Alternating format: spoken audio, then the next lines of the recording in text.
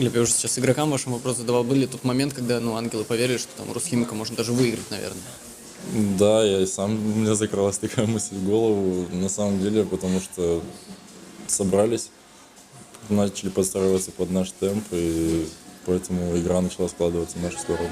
Ну, а за счет чего вот там удалось 2 раза счет сравнять и потом, в принципе, на равных играть В почти? принципе, самая основа — это бросать, бросать и бросать. Броски были голы.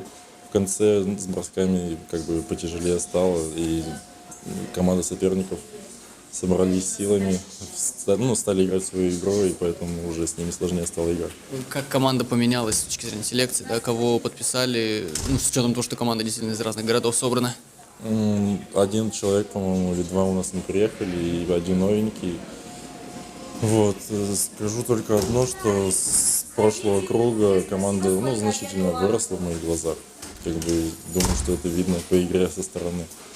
Ну вот, в принципе. А в чем выросли? Ну, вот пару, там, тройку моментов, которые реально подняли там ангел, да? Ну, та же самая позиционная игра, ну, как бы основа. Начали бросать, то есть верить в себя, то, что они могут что-то сделать на самом деле. И как бы команда, ну, уже знает друг друга лучше.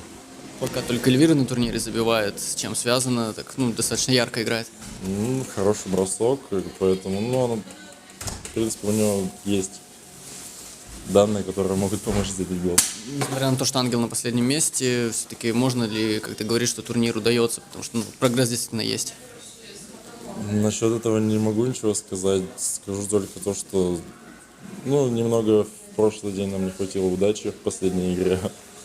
Вот, а в принципе, да, это все равно большой опыт для всех игроков, для всех команд, поэтому это, ну, очень ценное. Как раз по поводу матча с Малахитом, да, можно ли говорить, что это такой переломный момент, потому что, ну, зацепи хотя бы ничью, было бы команде поинтереснее играть?